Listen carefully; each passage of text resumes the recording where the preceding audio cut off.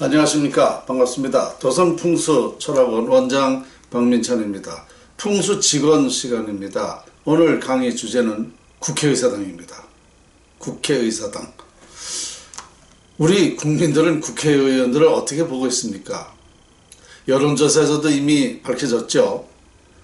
청렴도나 모든 면으로 지지도가 아주 추락입니다. 4%밖에 안 나와요. 얼마만큼 불신을 하고 있다는 걸 아마 보여주고 있는데요.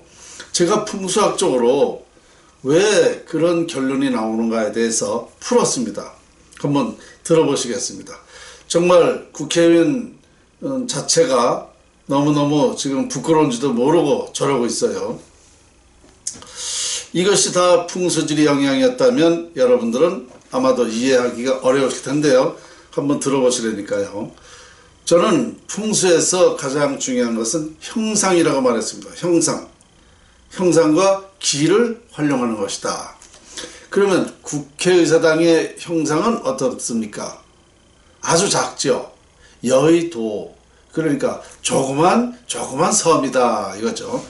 그러니까 조그만 여의도라는 그 섬에서 정치를 한다는 것은 풍수학장으로 이건 맞지 않습니다. 왜냐? 대국민회의 장소입니다. 그렇다면 이 조그만 데서는 형상이 작으면 자기밖에 몰라요. 그러면 이기적이 되는 거죠. 그 이기적이다 보면 싸움을 하는 거죠. 그래서 국회의원들이 거기 들어가면 싸움만 하게 되어 있는 거예요. 이기적이기 때문에, 자기만 알기 때문에.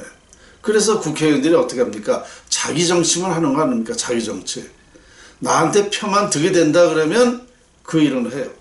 득이 안 된다 그러면 소용없어요.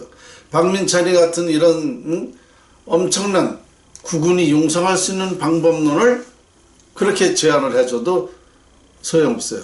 박민찬이 표 하나밖에 안 된다 이거죠. 만약에 제 세력이 커서 표가 100만 표쯤 된다 그러면 제 얘기를 듣습니다. 근데 아직 제 세력이 없다 보니까 박민찬이 표 하나밖에 안 되니까 아무리 훌륭한 걸 나라 살리는 방법을 연구했어도 이걸 듣지 않는 겁니다. 제가 그동안에 국회의원들한테 40명 전현직 40명 이상을 제가 만나봤습니다. 그런데 하나같이 자기 개인적으로는 명당을 음택이든 조상비오든 집터든 명당을 밝히면서 제가 이 연구한 사항을 우리 나라를 위해서 이걸 좀 밝혀달라고 얘기하면 안 들어요. 그러니까 자기 개인적으로는 명당을 밝히면서도 이 나라의 국군이 융성할 수 있는 방법을 알려줘서 안 된다 이거야. 표가 없기 때문에 그래. 표가 제 세력이 없기 때문에 아마도 수십만 100만 표만 돼봐요. 아마 제가 가만히 있어도 찾아와서 뭘 도와드릴까요? 아마 이렇게 할 겁니다. 그러니까 자기 표만 계산하지 얼마나 이기적인 줄 아세요?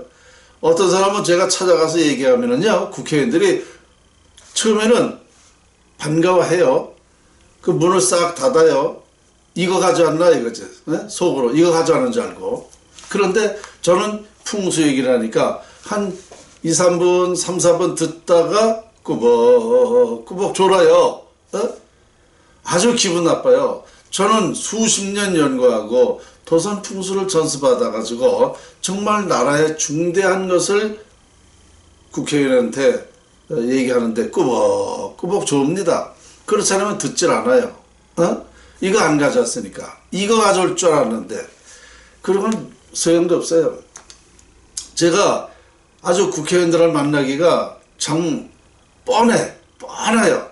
하다못해 지금 누구야, 국회의장 누구야, 정세균. 이 사람도요, 제가 정말 내용 증명까지 뻔했습니다.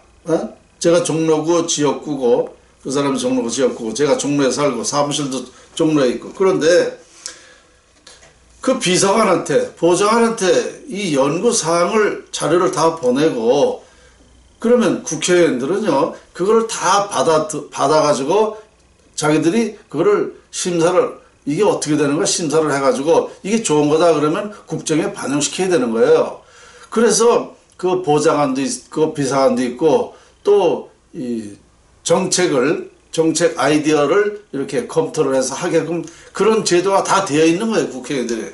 그런데 이 국회의장 이 사람은요, 그래서 제가 뭐 이런 사람이 국회의원인가, 정말 제가 내용 증명 보낸 걸 제가 다음번에 소개를 해드릴 텐데요. 이 사람이 그것뿐만 아니에요. 정말 국회의장 자격이 있는지 제가 한번 따져볼 겁니다. 그런 사실이 있으니까 제가 뭐 다음에 따지기로 하고, 어쨌든 이 국회의원들이 소용없어요. 그러니까 저 역시도 불신할 수밖에 없어요. 지금 국민들이 국회의원들 얼마나 불신합니까? 쌈만 한다고 말이죠. 그런데 이것을 풍수학적으로 풀었다는 사실입니다. 아까 말씀드린 대로 두 가지 문제가 있습니다. 형상이 작다는 거. 여의도는 형상이 작지 않습니까? 그래서 대국가 발전을 하기 위한 회의 장소로는 이기적일 수밖에 없다. 이렇게 되고요. 그 다음에 국회의사당을 가보신 분들은 이제 다 상상을 하실 텐데요. 그 국회의사당 주변이 어떻습니까? 좌측면 500호가 있습니까? 없습니까? 없지요. 그러니까 국회의사당만 달랑 위에 있어요. 그러니까 아무 청령 100호가 감싸주는 게 없으니까 이 국회의원들은 이 화목을 이룰 수가 없다는 말입니다.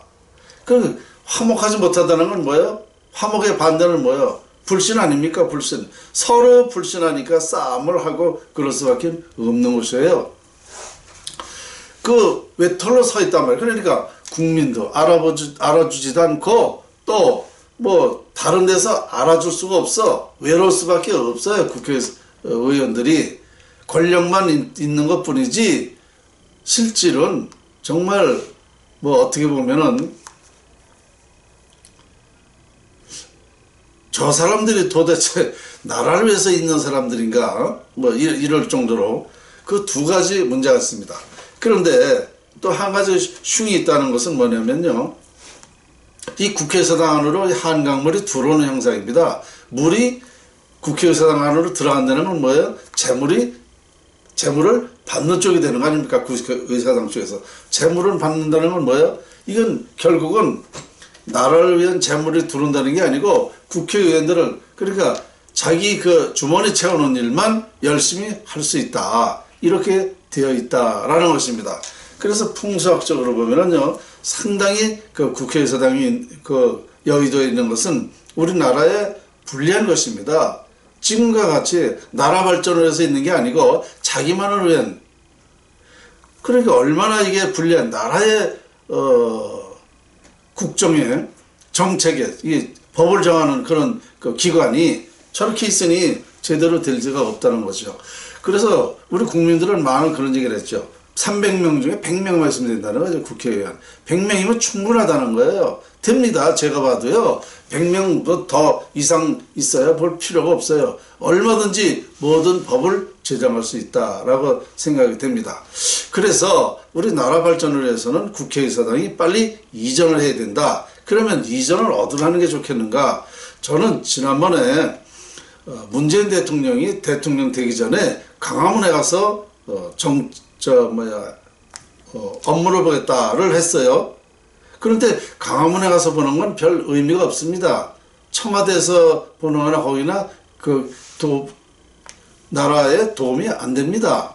그래서 저는 그때 뭐라고 그랬냐면 과천청사가 명당이니까 그리로 가야 된다. 과천으로 가게 되면 오히려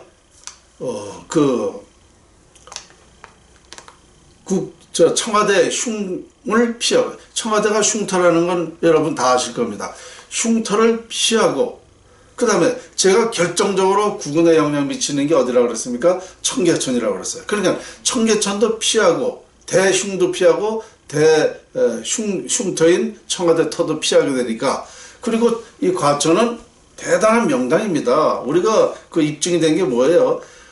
지금 이제 우리 행정부처가 세종시로 다 갔으니까 지금 오히려 불리하게 되는데요. 세종시로 가기 전에 과천청사에서 우리나라 정책을 하고 행정을 했습니다. 그래서 우리나라는 그나마 정치는 엉망이라도 행정은 돌아갔던 겁니다. 그 과천이 명당이라고 그래요. 그래서 문재인 대통령이 과천청사로 가면 좋겠다. 그래서 제가 그걸 기사화해가지고 정식으로 제안을 했습니다.